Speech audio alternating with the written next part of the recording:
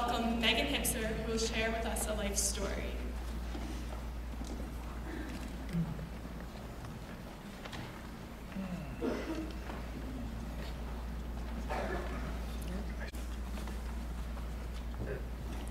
Hello. The story isn't about to pity me what happened. It's supposed to show you and everyone around you that if nothing's going your way and it seems there is no help left in the world for your life to go right, there is a way, there's hope. Everything was going right in the beginning of the senior year for me. I had a great car that I didn't have to fill every week for like $20.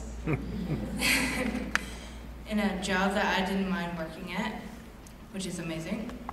And a whole bunch of friends that hung out with me. And the fact that maybe Drexel might actually be available for me later on for college. I've been looking for that school for 4 years. Also, on September 18th, was going to be my 18th birthday, and I was going to go to the Ren Fair with my parents for a special graduation of my 18th birthday. Unfortunately, a box truck hit me on the 18th, Tuesday, right in the beginning of school. It wasn't even 10 days in school when that happened. When the box truck hit me, the firefighters came and saw it. It was about 250 feet across, and I was wedged in between a shed and a tree. Nobody thought I was alive, but they still got me, and they sent me to Cooper Trauma in a helicopter. And I was in a coma for about a week. It wasn't induced, and the doctors all thought that I was going to be a vegetable if I ever did come out of the coma. So, if anybody of you know what a vegetable is, it's somebody that wakes up and doesn't know anything about anyone, just basically eats and sleeps, has no thinking ability over them. And while I was in a coma for a week, they had trouble finding out that I had MRSA, which is a medicine-resistant bacterial infection that may kill the untreated host. I had that for a few days before they found out that I actually had it. And I was on very strong medicine. Luckily, it passed through. And when I woke up from the coma, I had no idea who I was, or anyone for that matter. I didn't even know my mom for a month, and she was there with me 24/7, day in and day out, doing everything and anything I needed. And I used to look at her and I was like, you're not my real mommy. You look like her, but you're not. So that was really hard on her.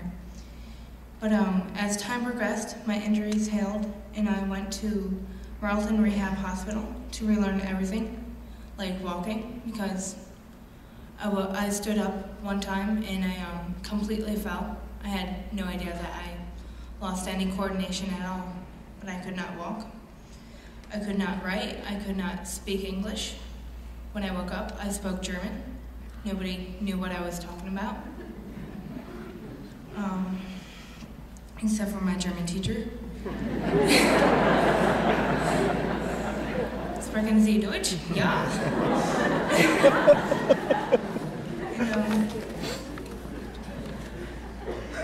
After a while, I could finally speak English, write, do math, and everything like that. And my mom brought in a whole bunch of pictures for me. She put them all over the walls that was in my room, so I could remember all my friends and my family. We had a night, every night, that we would just go over the pictures of who everybody was. I didn't even know my brother, and I didn't know that 9/11 happened. I had no idea that there was terrorists or a war going on. And that, I also, so when your family and your friends are there for you most of the time, but your family is always there for you. Like I said earlier, my mom had a really hard time with me because I didn't know who she was. But she still stuck by me and tried to make me remember her name and everything. And so never forget that even if you're mad at your dad or someone, your family loves you. And they will be the ones that will be there for you forever. Family never goes away. They keep on annoying you. After high school, though, many of your friends will eventually go their separate ways, and that's usually away from you. And yeah, they'll call you once or twice and MySpace you, because that's amazing. But that'll pretty much be it, because they'll be having work in college and everything. And they are a little bit different from you, and you guys will grow away from each other throughout the years. Your family, like I said, annoys you for life.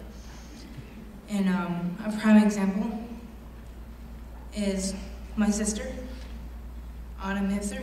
She worked full-time. She's still doing school full-time, and she had to keep up the house and look after my grandmother while my dad worked and my mom was with me in the hospital. But she still saw me almost every day, and she brought brain age for me so I could coordinate myself, and so I could start like quick reactions and everything like that to help me with my learning. So after a while, I relearned everything to a degree, and the doctors allowed me to go home to a day rehab instead of like all the time there. And so after a few months, I could go back to school. The weirdest thing, I actually wanted to go back to school. I was like, sweet, yes, oh my gosh. Really scary. Mostly because of my friends, even though I didn't know half of them. So I could go back to school. Unfortunately, I couldn't do anything because I missed half of the year. So I had to do at least English and gym and something worthwhile. I decided to take ecology, environmental science with Miss Cosgrove. She's a crazy teacher, but she is amazing.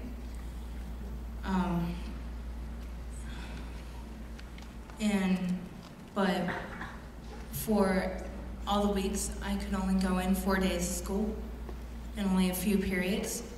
And then I had to go home after those few periods and sleep. For most of the day, I slept for pretty much most of the year at the end of the year. So I had to learn that you had to go slow, you had to enjoy everything, and you never look back on anything and regret it. Never regret anything. If you do, you'll fall. And it's hard to get up. And I know it was really hard for me to see God in all this because I had a lot of stuff wrong with me. I had a severe traumatic brain injury, crushed ribs, bruised lungs, ruptured spleen, and broken arm, and a few other things.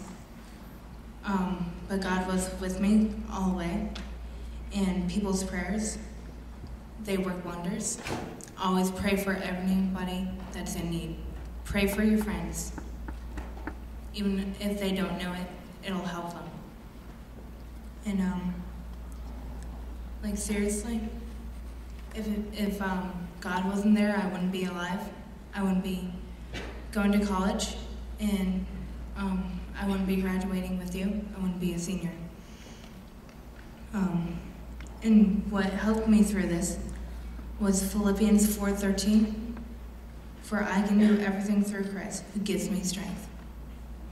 Because I was really depressed one day because I knew I couldn't do everything that I wanted to do. I remember doing everything so easily. And he just gave me the strength to get out of bed and keep on going at it.